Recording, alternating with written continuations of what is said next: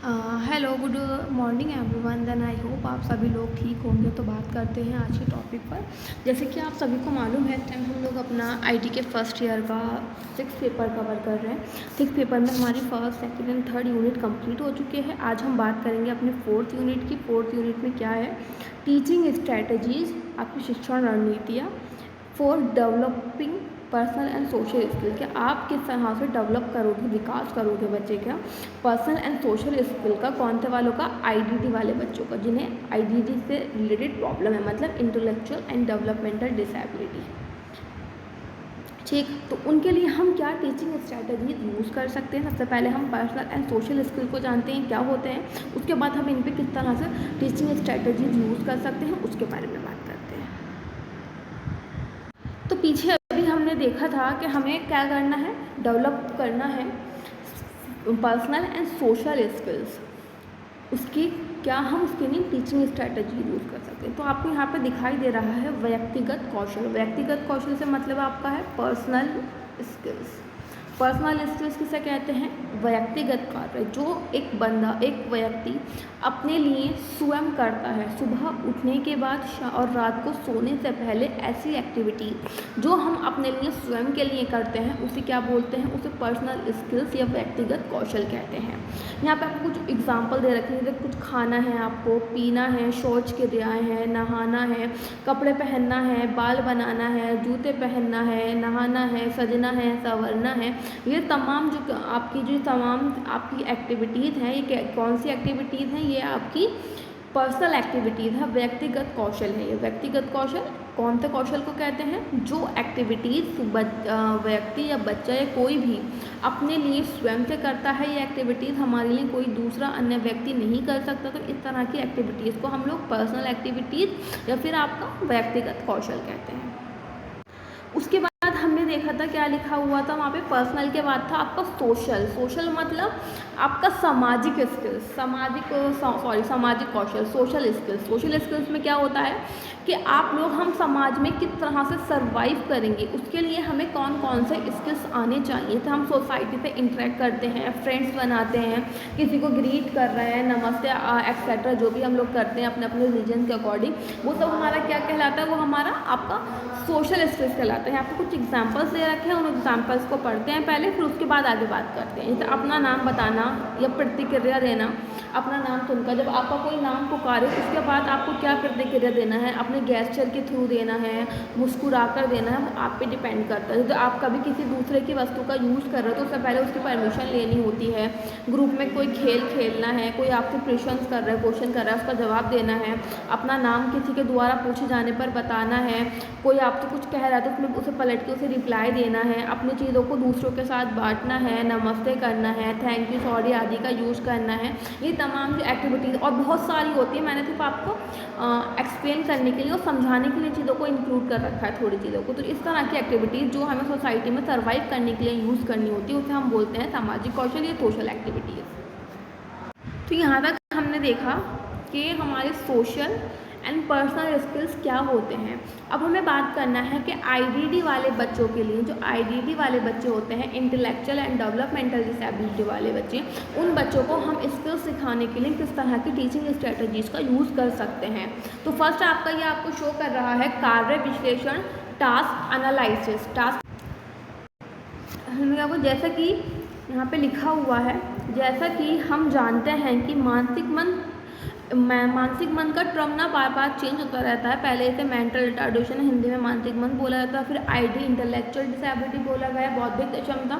अब इसको चेंज करके फिर इसका टर्म चेंज करा है IDD, intellectual and developmental disability. ठीक है, तो यहाँ पे हम वही यूज़ कर रहे हैं। मानसिक मंदता में किसी भी कार्य को सीखने में ज़्यादा समय लगता है। ऐसे बच्चे जो मेंटली रिटार्डेड होते हैं उन्हें क्या है, चीज़ों को लर्न करने में अधिक टाइम लगता है, अथवा ऐसे कार्य बिल्कुल भी नहीं सीख पाते हैं जिन्हें प्रत्येक कार्य भी जटिल होता है। इन बच्चों के लिए क्या होता है, आपको एक छोटे से छोटा स्किल जो हम लोगों के लिए नॉर्मल है, वो इन बच्चों के लिए बहुत ज़्यादा कॉम्प्लेक्स, जटिल होता है।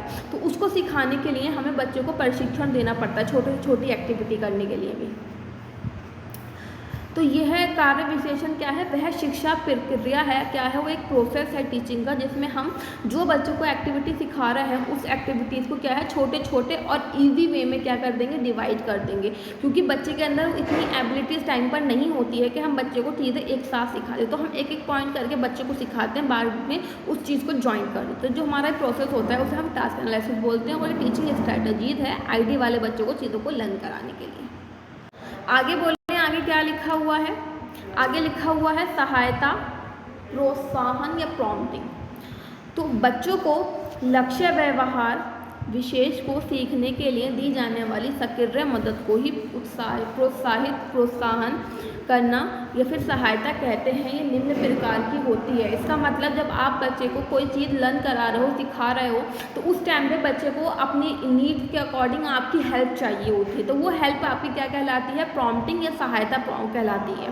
इस सहायता जो होती है हमारी 3 तरह की होती है, भौतिक सहायता, ये शारीरिक सहायता, इंग्लिश में बात करें फिजिकल प्रॉम्प्ट, उसके बाद शाब्दिक सहायता, उसके बाद आता है आपका वर्बल प्रॉम्प्ट, उसके बाद सांकेतिक सहायता, फिर आता है आपका गेस्चर प्रॉम्प्ट। मतलब फिजिकल प्रॉम्प्ट आप बच्चे को कोई चीज़ फिजिकली सपोर्ट करके करा रहे हो, वर्बल प्रॉम्प्ट आप बच्चे को वर्बली चीज़ों को इंट्रोड्यूस करा रहे हो, जो उसके बारे में इंस्ट्रक्शन दे रहे हो काम करने के बारे में। गेस्चर आप बच्चे को संकेत का यूज़ कर रहे हो, तो ये क्या होती है, ये हमारी सहायता होती है, तो हम हिंदी में प्रॉम्प्टिंग कहते हैं।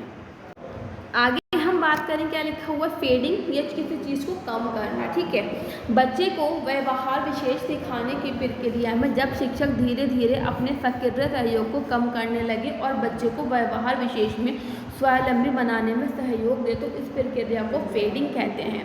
फेडिंग का मतलब जो आप बच्चे को चीज़ें सिखा रहे हो, चीज़ सिखाते टाइम जो आप बच्चे को सहायता दे रहे हो, प्रॉम्प्टिंग दे रहे हो, वो प्रॉम्प्टिंग क्या है, धीरे धीरे कम करते हो, उसे ख़त्म करना। मतलब हमारा क्या इसके पीछे का उद्देश्य होता है, बच्चे को एक्टिविटी करने के लिए स्वावलंबी, मतलब उसे इंडिपेंडेंट बनाने की जो प्रक्रिया होती है उसे हम फेडिंग कहते हैं।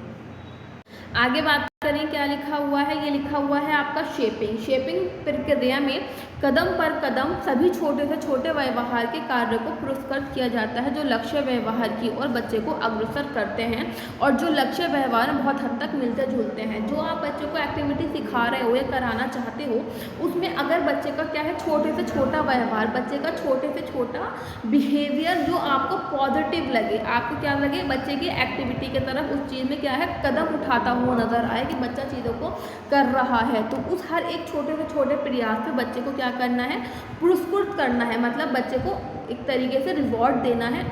तो उस वाले प्रोसेस को क्या करते हैं, बच्चा जब आपको इस तरह से चीज़ें देखेगा कि मैंने अच्छा काम किया, जो आपने उसे फ़ौरन क्या किया, रिवॉर्ड दिया। इसका मतलब बच्चे को अगर वो चीज़, हमें रिवॉर्ड के रूप में हमेशा बच्चे को ऐसी चीज़ देनी चाहिए जो बच्चे के लिए प्रिय हो, जो बच्चा पसंद करता हो, तभी बच्चा हो सकता है उस चीज़ की वजह से चीज़ों को करना सीख जाए और वो बच्चे के बिहेवियर में वो चीज़ इंक्लूड हो जाए। आगे देखते हैं, आगे है श्रृंखला। श्रृंखला का इंग्लिश में बात करें तो ये है आपका चेनिंग।